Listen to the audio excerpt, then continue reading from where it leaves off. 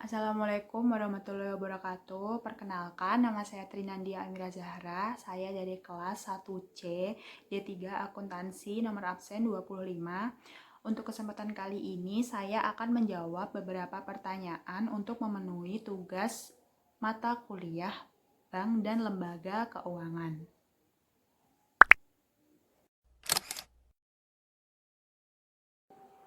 Menurut saya, leasing itu adalah pembiayaan peralatan ataupun barang modal suatu perusahaan untuk kegiatan produksinya, baik secara langsung maupun tidak langsung. Jadi, misal perusahaan membutuhkan barang modal seperti mobil, ia bisa mengajukan kepada pihak eh, penyedia leasing ini yang dinamakan lessor.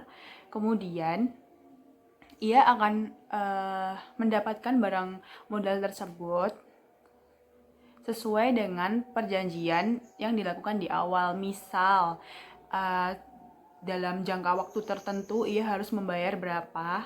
Nah, jadi sudah terdapat kesepakatan antara dua pihak. Jadi menurut saya leasing itu adalah perjanjian antara kedua belah pihak, yaitu pihak penyedia leasing yang dinamakan dengan lessor dan nasabah yang dinamakan dengan lessee. Lalu pertanyaannya adalah, apakah leasing, kemudian kredit, dan customer finance itu sama? Mungkin beberapa orang awam itu nganggapnya sama, toh sama-sama kayak kredit gitu kan. Tapi sebenarnya ketiga tersebut itu berbeda. Lalu apa sih yang menjadi perbedaan dari ketiga hal tersebut? Yang menjadi perbedaan yang paling menonjol adalah adanya hak opsi dalam leasing atau penyedia sewa guna usaha ini. Di kredit sama customer finance tidak terdapat hak opsi. Nah, hak opsi sendiri itu apa sih sebenarnya? Jadi, hak opsi itu adalah, leasing itu kan sistemnya kayak kita bayar secara berkala tuh. Nah, semisal udah selesai nih jangka waktunya, kan itu ada kayak semacam nilai sisa dari kendaraan tersebut. Nah, si perusahaan ini bisa membeli barang dari penyedia guna usaha ini sesuai dengan kesepakatan di awal. Jadi misal kayak nilai sisanya tuh tinggal segini, berarti aku bisa beli kayak gini. Nah, kayak itu. Terus yang menonjol lagi dari perbedaan ketiga hal tersebut adalah leasing ini menjual barang untuk keperluan produksi, sementara kredit dan customer finance itu lebih menyediakan barang untuk kebutuhan sehari-hari. Jadi gitu. Dalam mekanisme leasing tersebut, sekurang-kurangnya ada 4 pihak yang berperan dalam mekanisme leasing. Yang pertama adalah lessor. Lessor adalah pihak atau perusahaan yang menyediakan jasa pembiayaan kepada lessee dalam bentuk barang modal. Yang kedua adalah lessee. Lessee adalah pihak atau perusahaan yang memperoleh jasa pembiayaan dari lessor.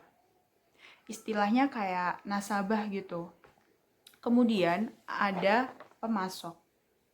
Pemasok adalah pihak yang menyediakan barang modal yang dijual kepada lessee dengan pembayaran tunai kepada lessor. Jadi istilahnya si pemasok ini adalah distributor atau orang ketiga yang menyalurkan barang modal kepada lessor kemudian disewakan kepada lessee.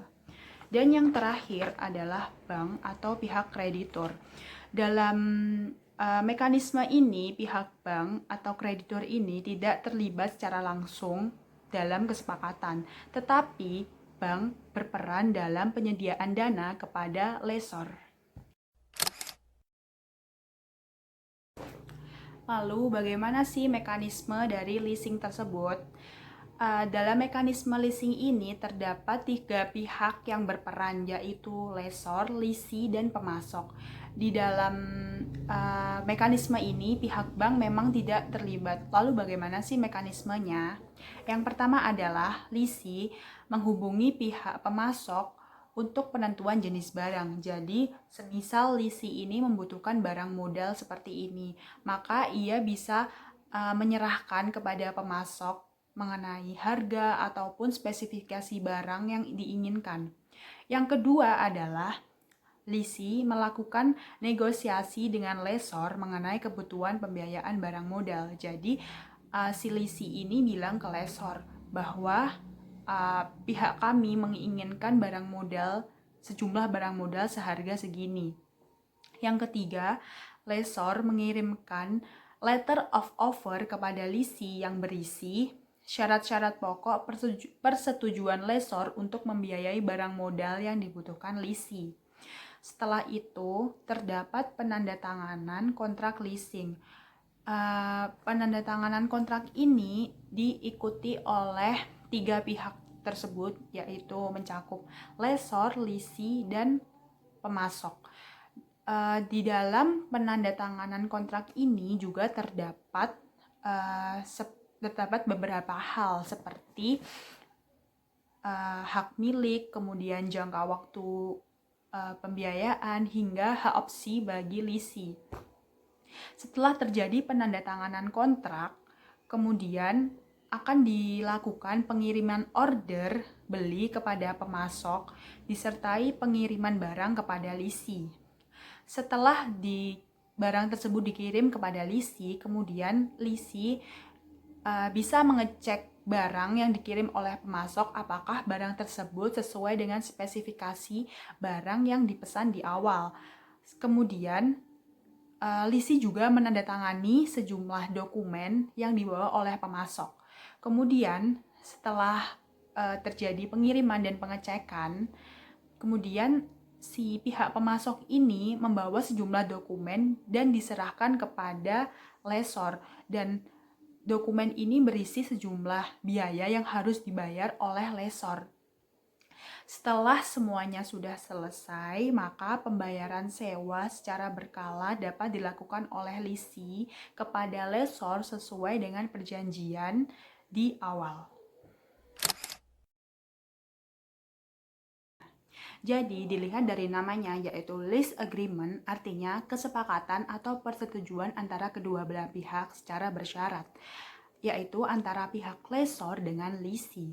Nah, di dalam persetujuan tersebut terdapat hal-hal yang akan disetujui. Yang pertama, yaitu nama dan alamat lisi. Yang kedua, jenis barang yang diinginkan. Yang ketiga, jumlah atau nilai barang yang dileasingkan.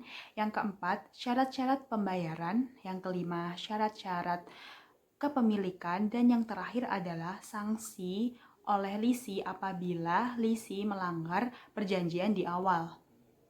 Kemudian setelah terjadi kesepakatan antara kedua belah pihak, maka lessor akan menghubungi pemasok untuk mengirim barang kepada lisi dan meminta bank sebagai pihak yang memberi jaminan apabila lisi tidak membayar sesuai perjanjian. Lanjut ke pertanyaan terakhir. Jenis-jenis biaya yang dibebankan kepada lisi oleh pihak perusahaan atau lessor. Jadi, setiap penyewaan atau penyediaan barang sewa tersebut tentunya akan menimbulkan sejumlah biaya-biaya. Nah, biaya yang dikeluarkan oleh lessor kepada lisi itu jumlahnya berbeda antara perusahaan satu dengan perusahaan lainnya, tergantung oleh perusahaan itu masing-masing. Kemudian, besar kecilnya biaya yang dikeluarkan oleh lisi tersebut juga akan menentukan keuntungan dari perusahaan leasing tersebut.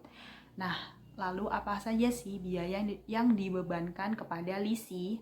Yang pertama adalah biaya administrasi yang dihitung per tahun. Yang kedua adalah biaya materai untuk perjanjian di awal. Yang ketiga, biaya bunga terhadap barang yang dileasingkan. Dan yang terakhir, premi asuransi yang kemudian disetorkan kepada pihak asuransi.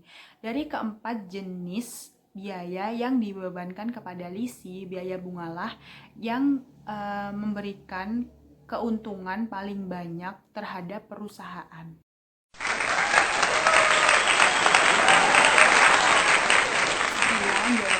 saya. Apabila ada salah kata, saya mohon maaf. Dan maaf juga Bu kalau jawaban saya agak belibet. Dan untuk semua yang lihat video saya, semoga paham apa yang saya maksud.